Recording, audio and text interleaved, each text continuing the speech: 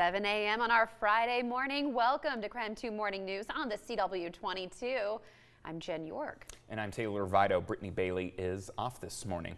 Well, we've certainly been enjoying the sunshine all week long, but that could change this weekend. Evan Noorani is in the Weather Center with some bad news, it sounds like. I mean, is this the deal? Hey, I guess it's kind of just a nuisance headed toward the weekend, as we've enjoyed about a week now of sunny skies. And then, of course, as the weekend comes about, some rain headed our way. But the good news is that for your Friday, if you've got plans outside, things are looking okay. We've got partly cloudy skies in store. Temperatures slightly cooler than we saw over the last few days. Not quite making it to the 60s today. 57 will be that afternoon high temperature. A couple clouds rolling in and thickening as the night goes on because, as you can see on a wider look of Future Tracker, we've got a lot of unsettled weather moving in. So by the time we get to your Friday night, we've got a good amount of cloud cover around eastern Washington, pushing into North Idaho. Even thicker cloud cover for your Saturday afternoon. Our best threat of precipitation, though, around the northwest comes going into early Sunday morning. So here's 7 a.m. on Sunday. You see that stronger, thicker band of rain across central Washington, pushing into that southeast corner of Washington.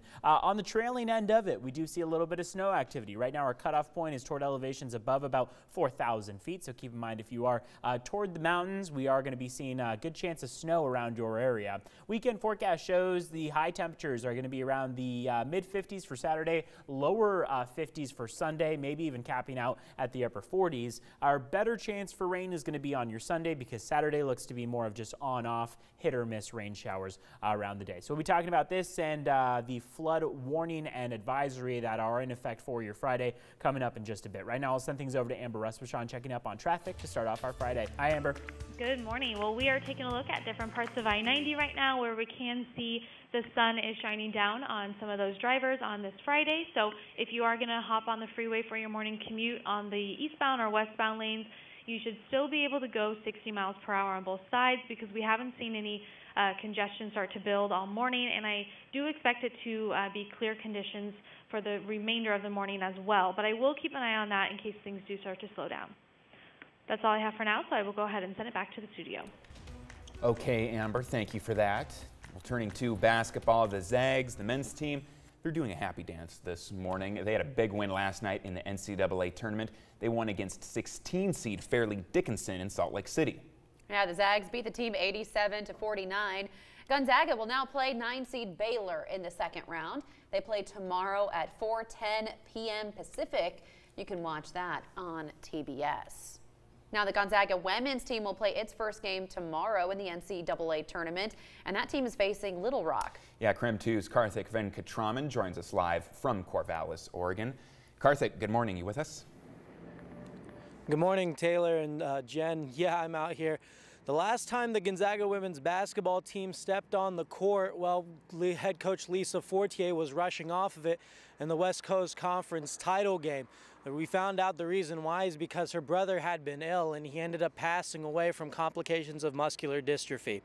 It sure hit this team hard, as one might could imagine, and they've just been trying to bounce back, finding a way to get everything going for themselves. A lot of the community has reached out and given them the support, and that's helped them.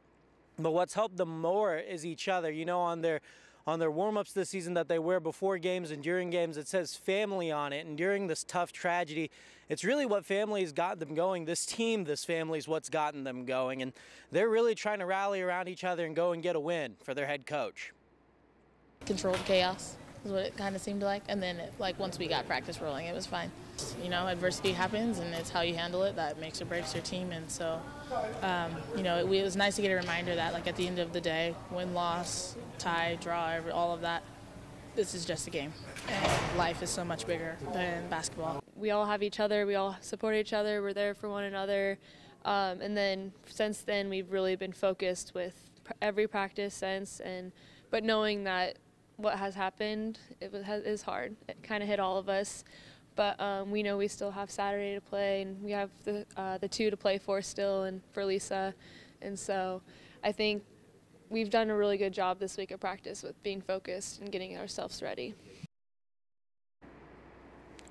I think no matter what happens, you can find inspiration in the fact that they're able to kind of get away from everything that's happening off the court and focus on basketball, considering also that Laura Stockton and Jill Townsend were both injured in the West Coast Conference Tournament, and they're not going to play probably in this NCAA tournament, which means Jessie Luetta and Chandler Smith are both going to have to step up at the point guard position and really get things going. So this just another thing that's kind of been surrounding this team. The team will practice today from 11:30 to 1 p.m. as they get things going, and they have their game against Little Rock tomorrow at 12:30, so it'll be interesting to see how the team responds. And Karthik, before you go, question for you. What does the women's team have to do after losing two of their key players? I think the big thing is Laura Stockton's such a big player when it comes to transition and getting easy buckets, and Little Rock's such a good defensive team. Those easy buckets are what could steer you to victory in this one, so they're going to have to find some way to replicate that if she's not playing. Jessie Luetta is the person that I think is going to have to do it, and she's going to really have to push the pace. Then when you're talking about losing Jill Townsend, another great player that comes off the bench, she brings a lot of energy. So where's that energy going to come from in the moments that this game might get really slow in a half-court kind of game? Who's going to pump it up for them? I think Zykira Rice is the person that they should look forward to do that. All right, Karthik, thank you so much. Joining us live from Corvallis this morning. Well, if you are planning to watch the women's game, again, they play number 12 Little Rock tomorrow at 12:30 p.m. That game is happening in Corvallis. You can catch it on ESPN2. And we also want to let you know the NCAA tournament will be preempting some of our shows later on today. We will not have a noon, 4, 5, or 6 o'clock broadcast, but you can catch a special edition of KREM 2 News at 3:30. Now, other than the Zags, you can watch a few other matchups today. Airing on KREM 2, you can watch the matchup against Iowa and Cincinnati at 9:15 this morning. Colgate and Tennessee play at 11:45 a.m. You can also catch North Dakota State and Duke at 4:10 and UCF and VCU at 6:40. Now, for all things Zags and to keep up with the latest information, head to KREM.com. We'll have all those game times listed.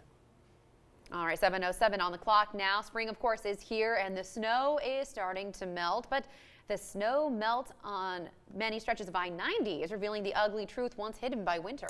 Yeah, that's right. And KREM 2's Kiara L. Fallon is live near Post Falls this morning to tell us more about efforts to clean up that area. Kiara, good morning. Yes, good morning. Well, I know that some of you at home can relate to this. I was super excited to see the snow melt, but I wasn't expecting to see a lot of this in its place along I-90. And this area of I-90 between Liberty Lake and Post Falls is one of the worst areas right now. According to a spokesperson with the Idaho Transportation Department, this time of year, the beginning of spring, is the worst time of the year for trash along I-90. She says the trash accumulates from the time of the first snow to the start of spring, and as soon as it starts to melt, that's when the calls come in. Many of you ask, when will it be clean and who does the cleaning? I also wanted to know. We do it if it's an immediate safety issue. Otherwise, we kind of have to rely on volunteers and their time. In this area on I-90 from, let's see, milepost 0, which would be the state line, to the Post Falls 41 exit, which is milepost 7, we have about 5 different groups actively involved in taking care of a 1-mile stretch of highway. ITD maintenance crews have a lot of resources out taking care of things more important to public safety this time of year. This means they are dedicating resources to potholes and any trees or brush in the roadway. Volunteers are the ones who typically clean up the trash through the Adopt a Highway program. The cleanup usually starts in April, with the first scheduled one beginning on the 12th. Now, there are currently 2 more mile stretches between Liberty Lake and Post Falls that need volunteers, or they would love to have volunteers help clean up. If you are interested in helping out with that, we have a link up on our website at KREM.com. I also wanted to note an important thing: when you're driving on the highway, don't litter and throw your trash out the window. That's how this starts. I'm live here in Post Falls. Kiara L. Fallon, KREM 2 News. Okay, Kiara, thank you for that. And you know, speaking of snow melt, our very own snow melt challenge here at KREM wrapped up on Wednesday, when we want to say a huge congrats to our winner, Mike Higbee.